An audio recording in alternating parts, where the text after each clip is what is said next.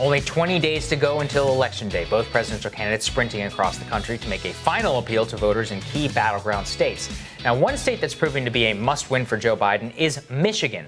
According to a new Reuters Ipsos poll, Biden is actually leading Trump there by about 8 points. Joining us to discuss Biden's campaign strategy in the Great Lakes state and the issues at hand is Michigan's Lieutenant Governor Garlin Gilchrist. Great to have you today. Thank you so much, sir. Good to see you, sir. Thank you for having me. Of course. So just lay out for us, what do you think are the most salient issues for Michigan voters this year?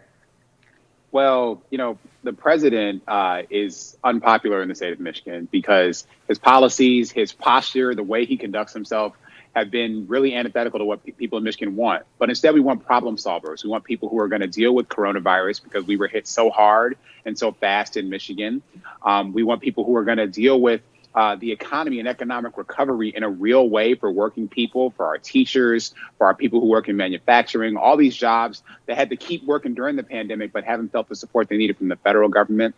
And we are the Great Lakes state that you said. So we're worried about our clean water and access to clean water for every Michigander. And so we need federal support to make that a reality, to match the efforts we're making at the state level. Joe Biden and Kamala Harris have a plan on all these issues, and the president has failed on all these issues. So let me ask you this, Governor, which is whenever you're thinking about the issues about why Trump won Michigan in the first place, why do you think that is? Because I think that the idea of the post-mortem is more important whenever we're thinking about how to fix that going on. So what's your analysis of the situation? Donald Trump won Michigan by 10,704 votes. It's the slimmest margin that he won any state. That equates to 2 votes per precinct. That tells me that we had a turnout problem in the state of Michigan. I got into public life because I thought that more people needed to participate in the electoral process, and we needed to have a process that served them. So I believe that mobilization is going to be really key to winning the state of Michigan. And I'm proud of what we've been able to do alongside the Biden campaign. This is something that we learned in 2018 when Governor Gretchen Whitmer and I ran, and we had the highest voter turnout that we'd seen in Michigan in 50 years. And we turned that 10,000 vote loss into a 10 percentage point victory, 400,000 votes. And we need to be building on that same strategy that's mobilizing not only communities of color in our biggest cities, but also mobilizing those people who have been disaffected and disappointed in the president across our state. Yeah. And Lieutenant Governor, one of the issues that seemed to really land last time around for President Trump was the issue of trade, TPP in particular. Joe Biden voted in favor of NAFTA. He was a supporter of TPP. He is still actually a supporter of TPP. Do you think those issues of trade, which have been devastating to a lot of Michigan workers, are a vulnerability for him?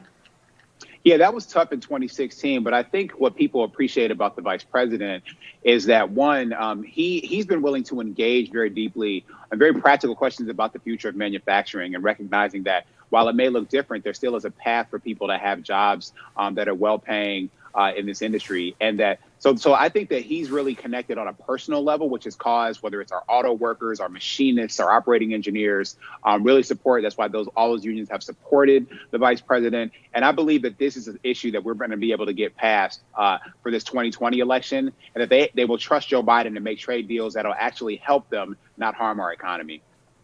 One thing I'm interested, Governor, just to pick up more on that front, which is that the message coming out of the Biden campaign hasn't talked a lot about, some of these more populist economic messages. Do you think that that's been a mistake? I mean, we haven't heard as much about manufacturing or about that, and we actually haven't heard a clarity whenever it comes to TPP or the relationship with China, which I know is so important in that state.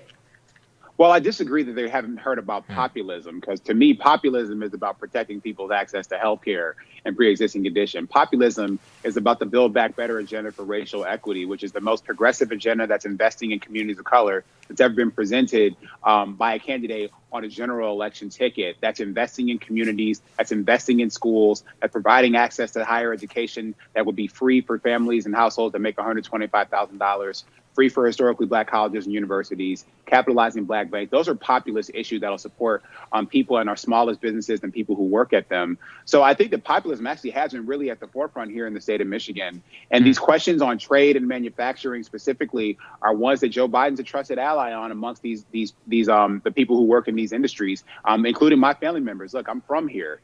Everybody in my family work for GM, Ford, or Chrysler. And so they're excited to support the vice president because they know that he's as an ally and will work with them.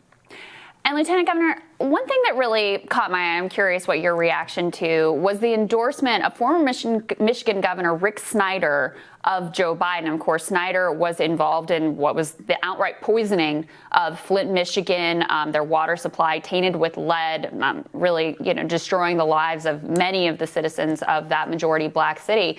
And not only did they receive that endorsement, they actually touted that endorsement. How did that land for you? What did you think of that? Yeah, I mean, Governor Snyder's failure and poisoning of people in Flint is not forgivable. What happened to the people of that city? And that's why I spend more time in Flint than any city besides Detroit, where I actually live, to make sure that our administration is showing up for that community. I think the reason that they talk about that endorsement is just because it shows the breadth of the coalition that Joe Biden's able to pull together, which is unique amongst public servants. He's a public servant that's going to be there for everyone, and that our table is big enough for all Michiganders and every person across the country to be able to sit at and be part of policymaking and a part of how we can respond to people's needs going forward, including those who have been failed in the past. And so this isn't about Rick Snyder as an individual. This is about the coalition that we can build that includes every American.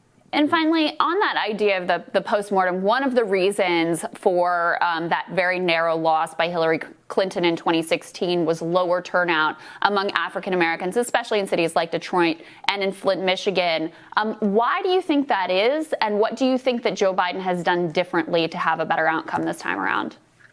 I can tell you what we've been doing differently in Michigan. We have invested in a turnout and organizing operation in all 83 counties in our state. And in looking at Detroit specifically, it's one of the reasons why I actually led a march of 200 black men to vote in Detroit this past Saturday to show that, black folks in Detroit, that black men in particular, who are a constituency that some have been concerned about turnout, especially when compared to black women, I'm showing that we're going to show up like we've never shown up before in this election. And the Biden campaign are there different policy approaches, though, to try to appeal to these to demographics that largely didn't turn out last time or weren't won over by the Democratic pitch last time around?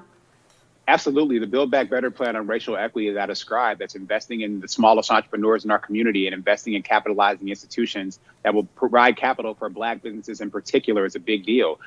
Tuition-free pathways to historically black colleges and universities, making sure that we actually can deal with the racial disparities in COVID-19 the way that we've done in Michigan. The Vice President wants to scale that in their new administration. These are policies that speak directly to the challenges that black communities have faced. And I'm proud to help represent that. And that's why people are going to turn out like we never have before. We're going to see record turnout in Michigan, and that's going to deliver a victory for Joe Biden and Kamala Harris.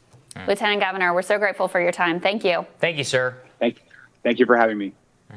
Next on Rising, Trump is making an ambitious return to the campaign trail in swing states after recovering from coronavirus. Senior advisor of strategy for the Trump campaign, Steve Cortez, is going to elaborate on the campaign's efforts with less than 3 weeks to go until Election Day. That's when Rising continues.